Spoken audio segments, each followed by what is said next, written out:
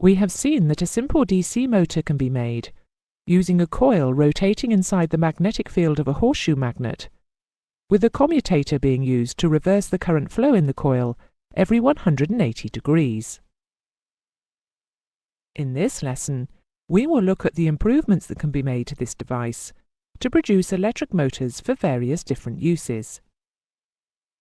We will also look at a phenomenon known as back EMF and see how it affects motor operation. In practical electric motors, several coils are wound on a single rotating core, with all the coils lying at different angles to one another. With this arrangement, the turning force acting on the rotating assembly will be more consistent and efficient. The magnetic field produced by the stationary magnet is known as the field of the motor, and the assembly around which the rotating coils are wrapped is called the armature. The armature has a soft iron core to increase the strength of the magnetic fields of the coils. Rather than using a permanent magnet to produce the field, practical motors use electromagnets. These are made by winding wire coils around soft iron pole pieces. The field strength can be adjusted by controlling the current flow in the field coils.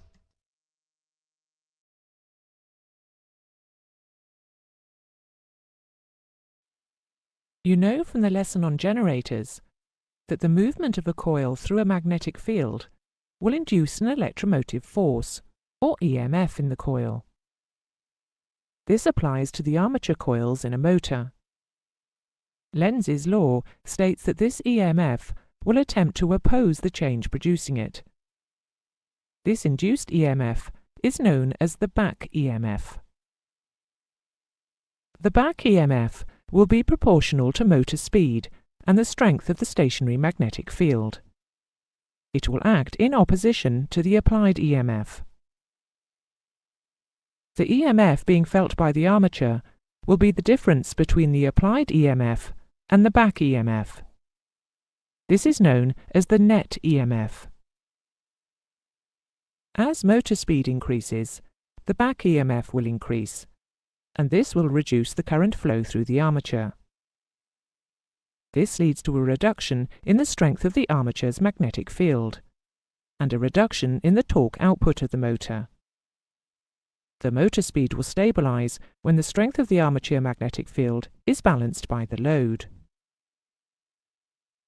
In order to ensure that there is a good flow of current through the armature, the resistance of the armature windings is kept as low as possible.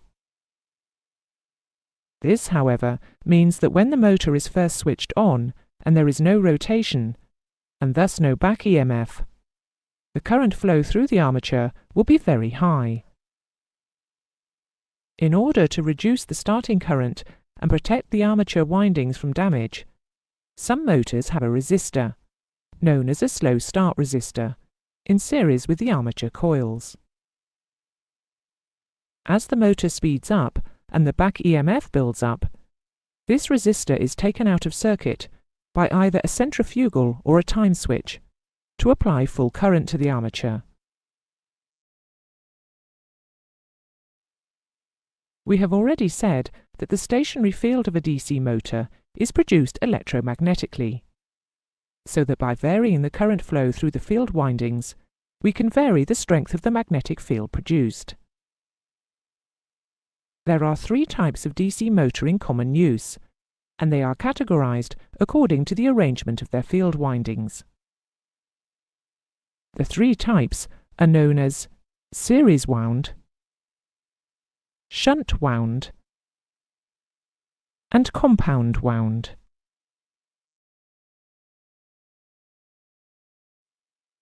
The series wound motor has its field connected in series with the armature. The field coil consists of a few turns of heavy wire, and since the entire armature current flows through it, the field strength varies with the armature current.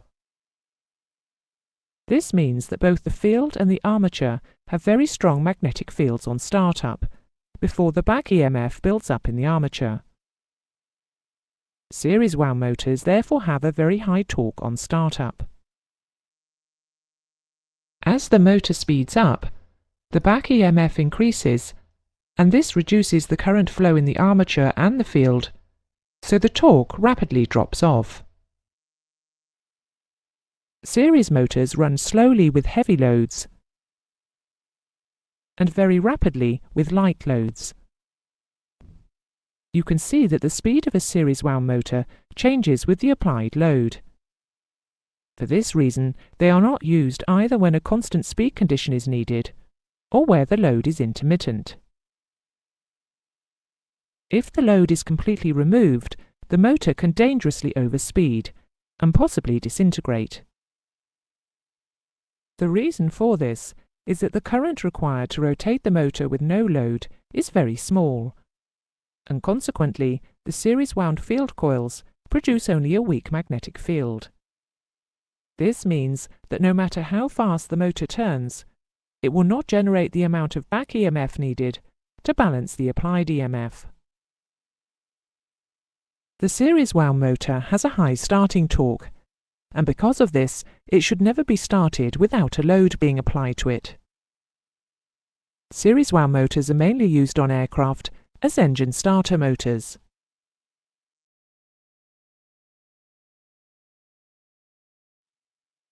In a shunt wound motor, the field is connected directly across the voltage source, in parallel with the armature, and is therefore independent of variation in load and armature current. The magnetic field produced by it does not vary with motor load or speed. This type of motor should be started without a load applied, or with only a light load, as the field has a high resistance. So it takes a time to build up its magnetic force when the motor is switched on. The motor will accelerate with the back EMF increasing until the net EMF is only just enough to sustain the speed.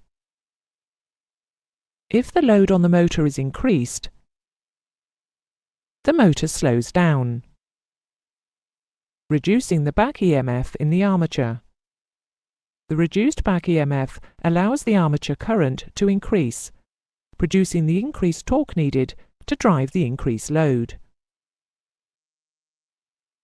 If the load is decreased, the motor speeds up, increasing the armature back EMF and thereby decreasing the armature current and the torque developed, so the motor slows down again. In a shunt wound motor, the variation of speed from no load to normal or full load is only 10% of the no-load speed. Shunt wound motors are therefore considered constant speed motors. Shunt wound motors are normally used where relatively constant speeds under varying loads are required, and for tasks where it is possible for the motor to start under light or no-load conditions. They may be used to operate fans in the air conditioning system.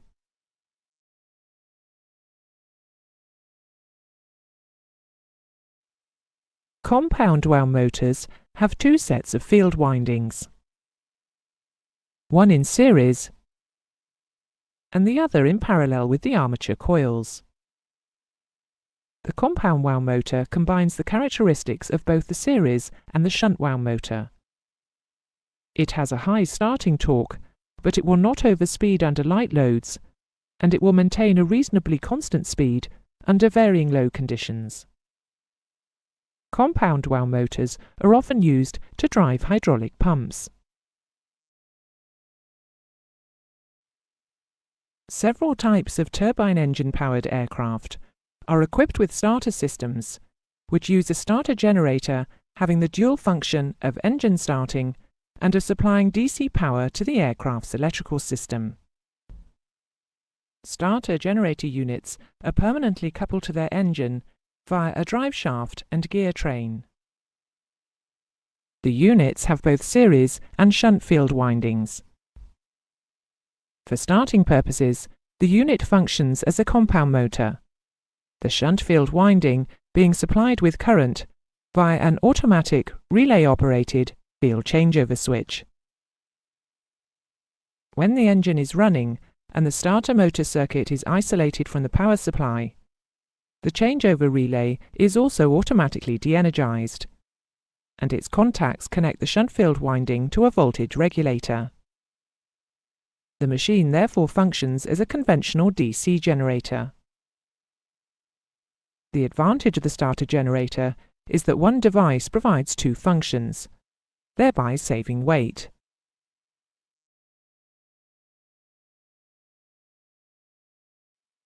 That is the end of the lesson. Here is a summary of the main points. All motors produce a back EMF in the armature. The back EMF will be proportional to the field strength and armature speed. It will oppose the applied EMF. Series wound motors have a very high torque on startup. They run slowly with heavy loads, and if the load is completely removed, the motor can dangerously overspeed and possibly disintegrate. Series wound motors are often used as engine starter motors. Shunt wound motors are considered to be constant speed motors. The compound wound motor combines the characteristics of both the series and the shunt wound motor. It has a high starting torque, but it will not overspeed under light loads, and it will maintain a reasonably constant speed under varying load conditions. Compound wound units are sometimes used on gas turbine-engined aircraft as combined starter generators.